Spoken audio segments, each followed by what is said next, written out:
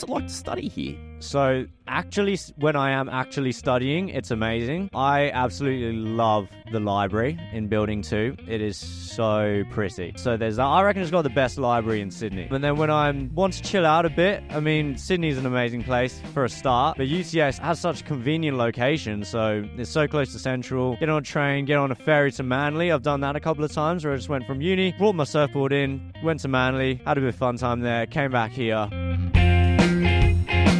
G'day and welcome to the Choosing Your Uni podcast. I'm Rob Malicki, your host, coming to you today from Garrigal Land in Sydney. And I'm very fortunate today to be on the campus at the University of Technology, Sydney, in its very centralised location on Broadway, not far from Central Station.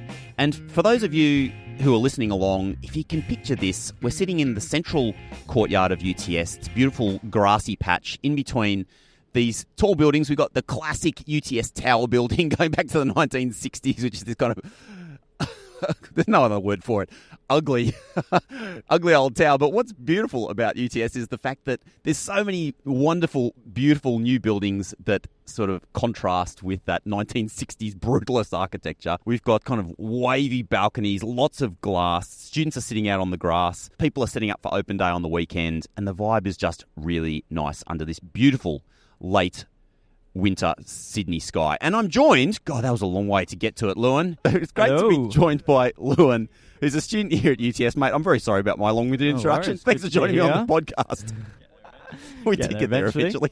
I thought we might start our conversation today. We're going to talk a lot about UTS and about your journey into UTS and through this place and what you enjoy about it and all those sort of things. But maybe we can start with the HSC because from what we were talking about briefly before we started recording, you didn't have the easiest journey through the HSC. No, not at all. So I went to a school that was very academic. They pushed you hard. If you fell behind, it just felt so hard to catch up. And that was the case for me. I fell behind and felt like I was swimming aimlessly. Yeah, and I don't think I didn't really catch up. And so I felt very overwhelmed, unhappy at times, feeling like I was a bit of a failure. And I kind of just gave up by the time HSC came around. Yeah, and so I didn't end up with a good ATAR and didn't know where I was going to be heading in life, what I was going to do. Yeah, that was school in essence, and it's very different from where I'm at now, that's for sure. Yeah, and like I don't want to spoil the story because you're obviously doing really well now. Like you've got a lot of great stuff going on. But maybe for those people who are listening along, whether it's students or parents, those people that haven't had an easy run or aren't having an easy run through high school, what advice would you have for them? So yeah, this is something I didn't realise at all, really, until about a year after school, was that I knew there were other ways into uni, but I didn't realise that they were quite feasible and not that difficult at all. Yeah, it was quite easy, and so you know, a lot of people think the HSC is the be-all and end-all, and that's what I thought. And I thought, well, if you mess this up, then the other ways must be so much harder and just not worth it. But looking back, it was absolutely worth it, this other pathway. It just wasn't you failed, we'll give you another chance. It was very much a really beneficial thing for me. The advice to give to parents is let your kids know about that. You want to see them do well. That's a great thing, but some kids just need more of the time. I needed more of time, and so you don't want to stress them out unnecessarily. But yeah, if they're not fit, if school isn't going well for them at the time, which for a lot of people does happen, and that's just life, you can give them this hope that there's other ways, and they're good, great ways to get to where you want to go to. Yeah, I really love that. I think it's easy. I'm now in my 40s, and it's so easy looking back and looking to myself when I was 18 and 20, and I was in such a rush. I felt like, oh man, like if I'm not getting this done right away, then I'm not successful, inverted commas, successful. Absolutely. But in fact, with the benefit of time, you look back and you're like, what was I so stressed about? Like, what was the rush? You got so much time when you're young, so yeah, exactly. Take the time and get it right. Yeah.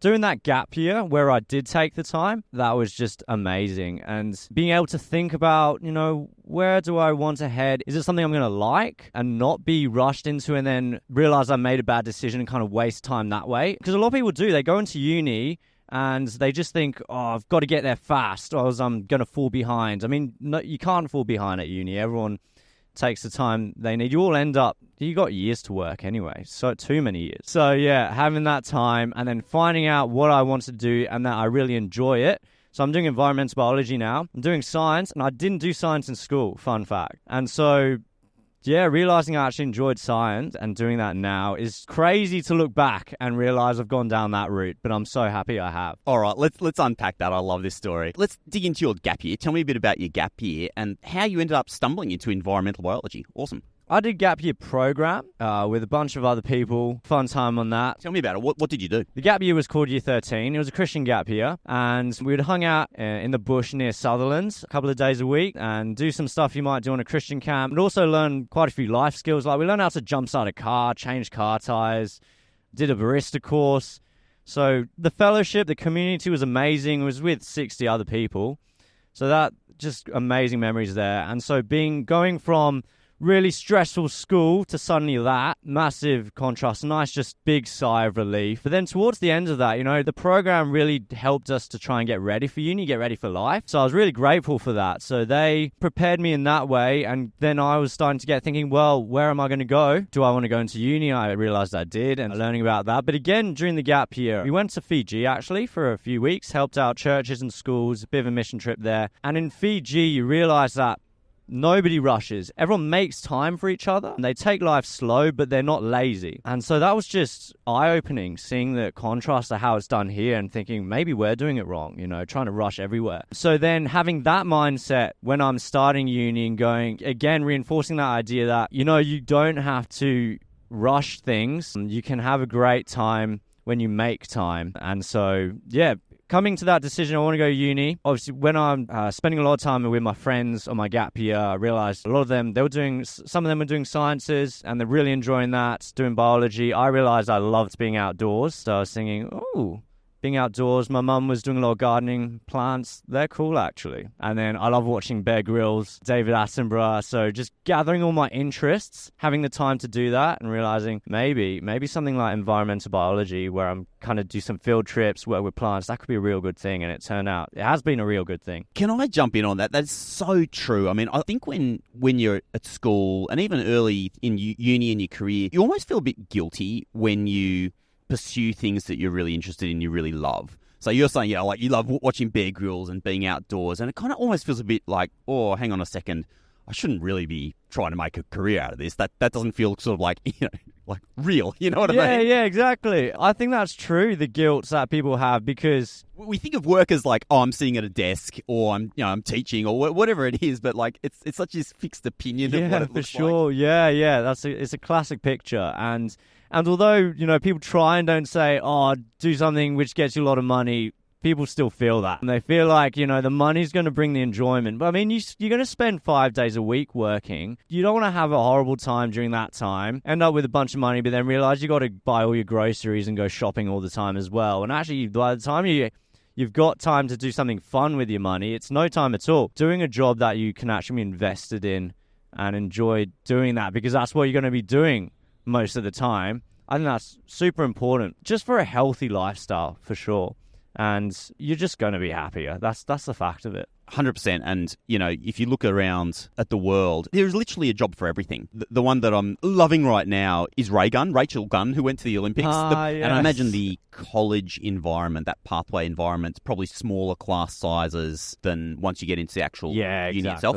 Yeah, for sure. It is smaller class sizes. That's a good thing because you get a chat with your tutors more. So there is a job there there to help for you. you, They're so not pursue trying it. to manage But so let's jump from, okay, you're like, okay, I love the outdoors. In that way. Science that was a great thing. I do miss college. I do miss that part of college. You're like, okay, I want to go to uni. What happens next? So I had this dream. Suddenly I had motivation and ambition, but how was I going to get there? So obviously, want to go to uni, so got to start applying for unis. Probably you don't have the marks or so, my ATAR wasn't great, so I wasn't getting in. I mean, I didn't do science in school as well. So it was a bit, what do I do? But I stumbled across UTS College, and a lot of people don't know about UTS College, but you got the UTS main campus, you have the college part, and UTS College offers all these diploma courses and pathways to get into UTS. But I mean, the diploma is a qualification in itself, so that's another beneficial thing. Applied for that, and they accepted me, and I was thinking, wow, that's crazy. Suddenly, I have a chance. And so I was doing this diploma course, Diploma of Science, Life Sciences. It's a bit different to how your bachelor's degree will run. Your trimesters and everything's kind of set out for you. I realized that I just loved the course. We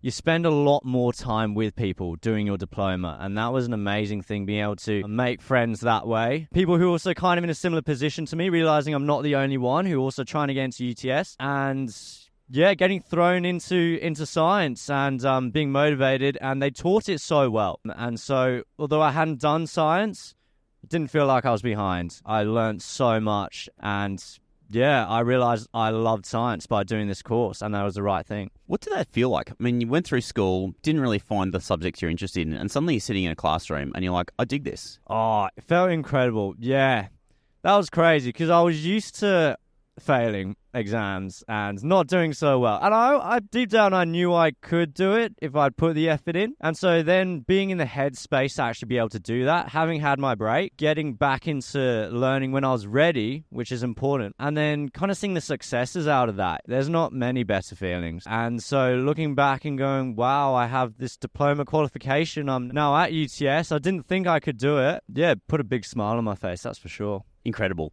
So pathway through UTS College, and then what's the process of then going from this pathway program into UTS itself? Yeah, that's important, this pathway program, because a lot of people think you do this pathway and you're going to be behind.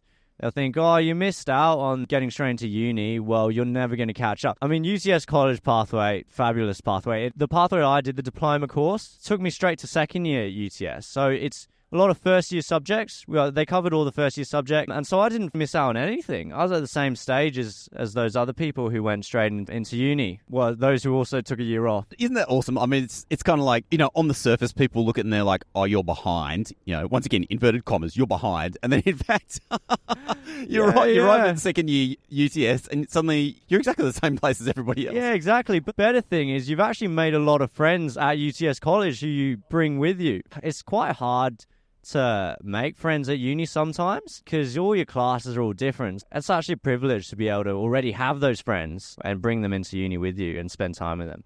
And I imagine the college environment, that pathway environment, is probably smaller class sizes than once you get into the actual uni itself. Yeah, for sure. It is smaller class sizes. And that's a good thing because you get to chat with your tutors more. So they're really there to help you. They're not trying to manage 200 people. So you get taught better in that way. Yeah, that was a great thing. I do miss college. I do miss that part of college for sure. Let's dig into your discipline now, like your actual study area, environmental biology.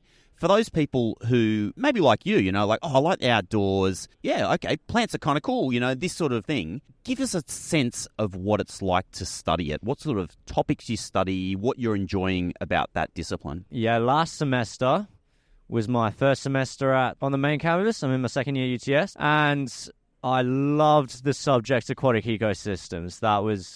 I absolutely loved it. We went to Manly on a field trip and just got to collect samples around the area. It was a beautiful day, kind of by the beach. It was just amazing. And then take all those samples back into the lab and look at them further under a microscope and see a whole new world that you hadn't seen before. That was incredible. Yeah, it's definitely kind of met my expectations. And the lecturers, they have amazing stories themselves of how they've gone around their field trips and their lives around the country, around the globe, looking at all these different environments and studying them. So it's just great to chat to them about it, even when you're not doing that yourself every day, but realizing that someday you might be doing that like they have been, kind of building that dream. So I loved that subject. I'm enjoying the subjects now. There's huge variety, so sometimes we're looking at marine stuff or more terrestrial stuff. Science is like that. You just get a whole new stuff all the time, and so you don't know what's coming next. Those conversations with your academics, your teachers, has that given you more ideas for the future, things you might pursue?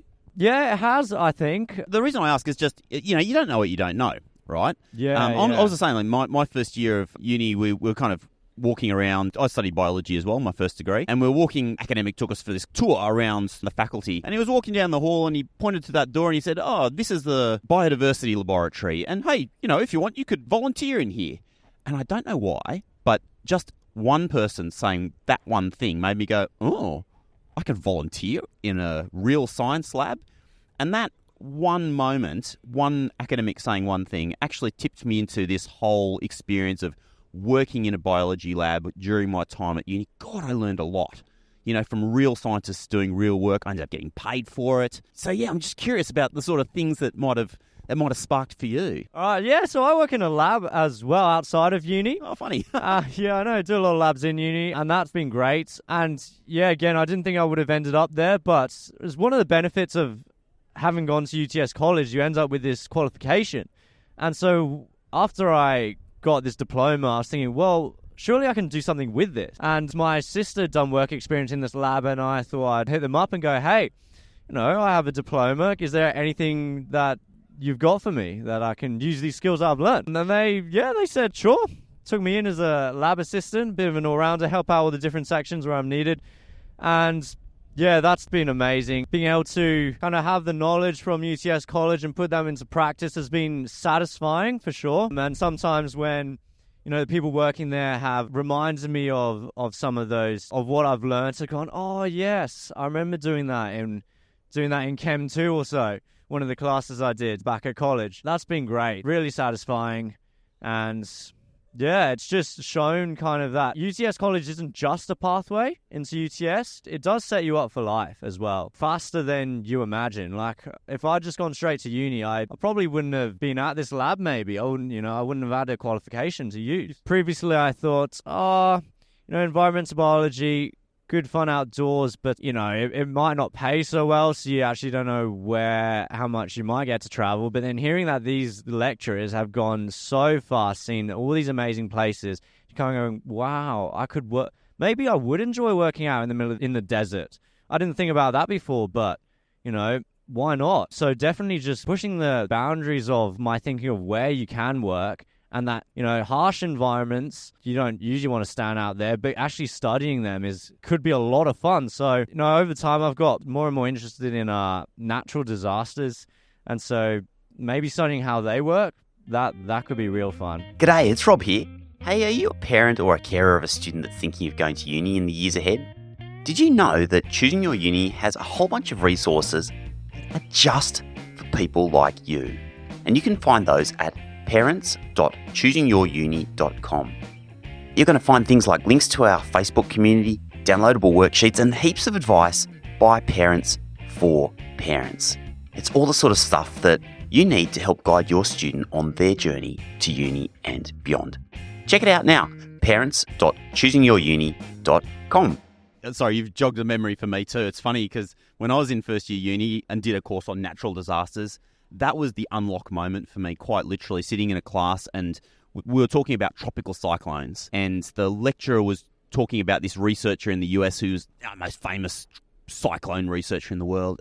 And I just had this unlock where I said, oh my God, I could do that as my career. I could be the world's leading expert on tropical cyclones. In our subject, plant physiology and climate change, we're growing some plants and we're going to stress them out essentially. How they can survive under stress. So with our plants particularly, where I'm going to cover it with dust, try and maybe mimic like sandstorms or dust storms, which are becoming more frequent. And so we're already doing some of that now, seeing what can happen with when natural disasters come about. And obviously, like, we live in Australia, there's going to be fires all the time, so kind of have to get used to them a bit. But maybe we can embrace them a little bit. We don't really want them, so we don't want to encourage them and make things worse, but the fact is they are around us. So what's a day in the life of a science student look like? I have a lot of laboratories, labs. That's when I'm usually on campus, rushing to get to the lab on time. Make sure I have all my safety gear, and the labs are pretty cool. There's the Hive lab at UTS. That's pretty slick and clean, and you've got to be careful you're not contaminating yourself with whatever might have been left there, but it's pretty safe. What's the Hive lab? The Hive lab. So it's underground, building 2, if you ever come around. It looks like a bit of a beehive, why it's called the Hive Lab. It's got nice colours and different sections. You go to the coloured section where you're working, where you've been told, and it's got cool tech. So, because I can't remember how they describe it, but essentially you want to be wary of contaminants, so you can't bring in. It's paperless. You don't bring in paper. You don't bring in your phones. They have kind of iPad things there for you that you wipe down, and keyboards and all that's kind of there and gets cleaned. And so you're thinking, working in a bit of a maybe dangerous area. It's not too dangerous, but sterile environment. Yeah, sterile. That's the word. Eh? So yeah, and then but doing DNA, getting DNA out of bananas. That was the last lab. That was a bit of fun, learning skills and gradually getting onto more complicated things has been quite the journey. What would 17-year-old Lewin have said about the fact that one day you'd be getting DNA out of bananas? I mean, if you'd told me that I was going to do science, I would have said you're joking. So to actually say, yeah, you're going to be fully invested in that and getting... I don't think I would have been that interested in looking at all... I just looked at the world around me and went, oh, that's cool. But to actually get into the fine details and really investigate to that extent, even though it's just a banana, I mean, yeah, I wouldn't have imagined it back then.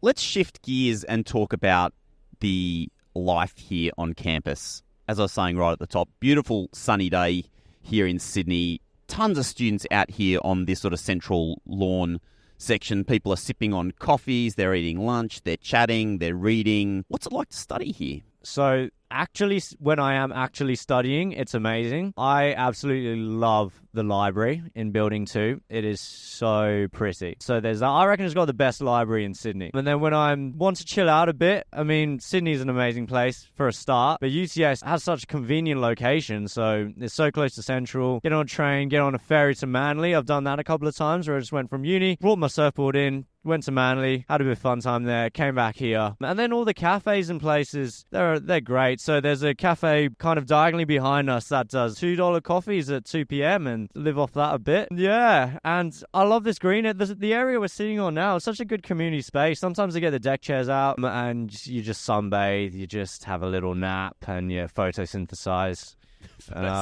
Yeah, and then when you're ready... You get back on the grinds and you feel really refreshed. And yeah, there's such good seating areas. It's really, really an ideal place. You involved in any clubs and societies? Not really currently. So I go to the Christian group Credo, make a lot of friends there. That's been really great. I used to play cricket with UTS Sport. Oh, yeah, cool. I'd like to be more involved. So I signed up for a bunch of environmental societies and they look fascinating. And I still need to quite kind of push myself into that. So that is my plan, though, because the societies here, from what I've heard and seen, and they are amazing. So that is kind of one of my goals at the moment, to get the best out of uni, push myself more into that area. Yeah, what I love about the sort of pathway options, I mean, for some students going straight into uni, that's absolutely awesome. In fact, lots of people that works. But taking a pathway gives you the opportunity to develop those like core skills around studying, around engaging, in an academic environment. In this case, the laboratory in a professional environment.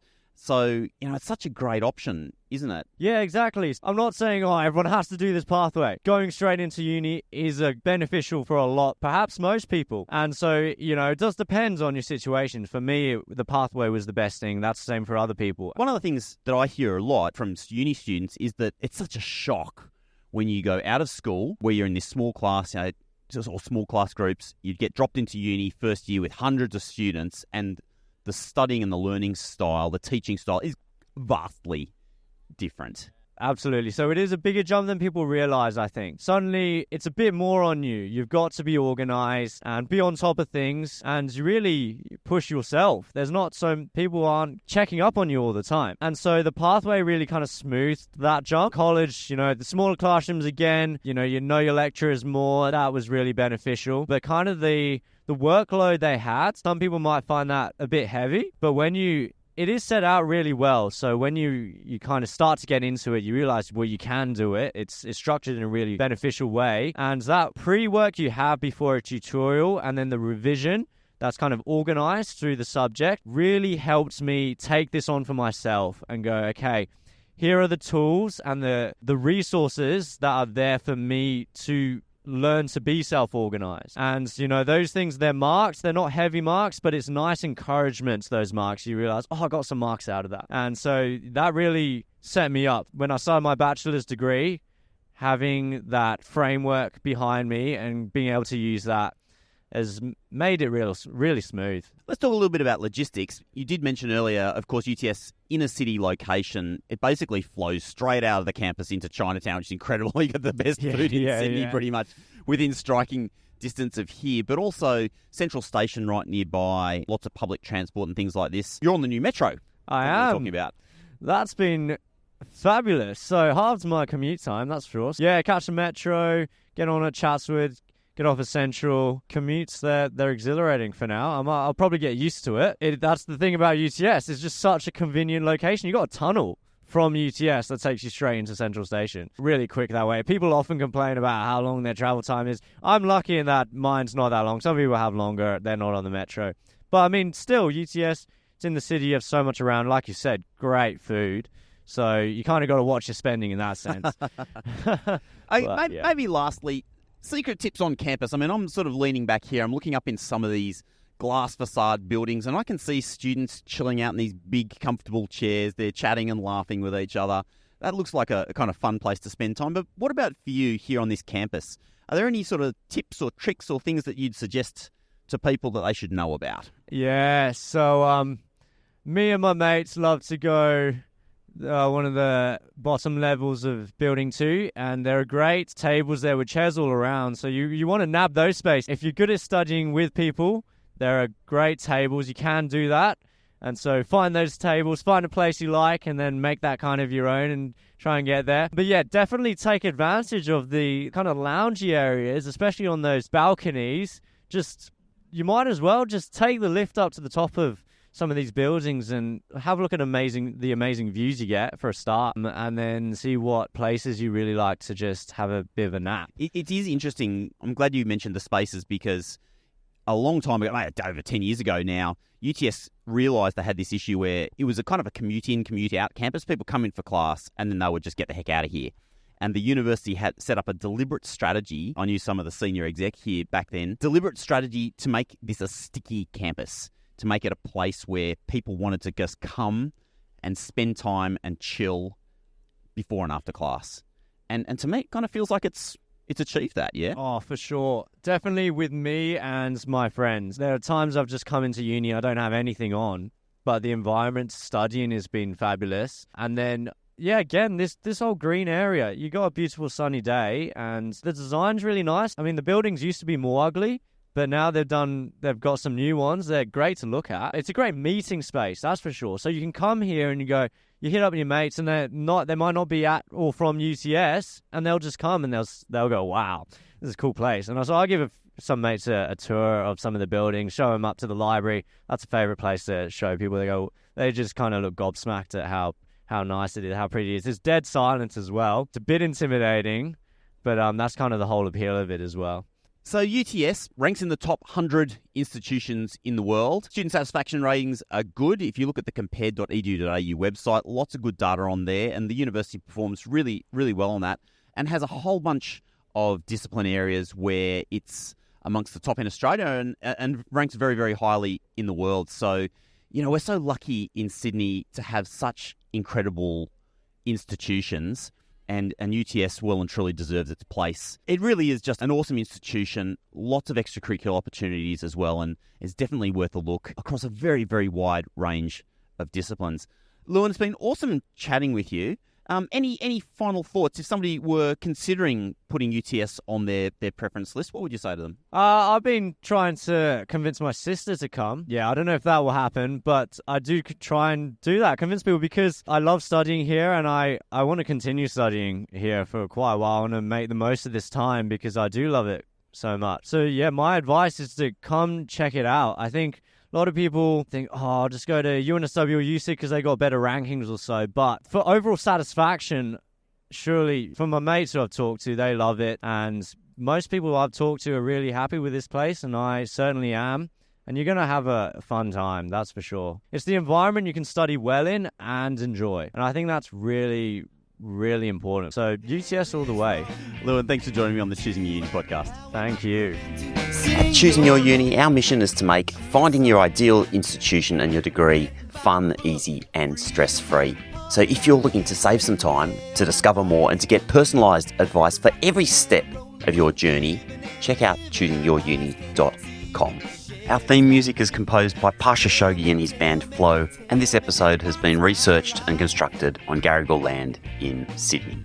Until next time, have yourself an awesome day.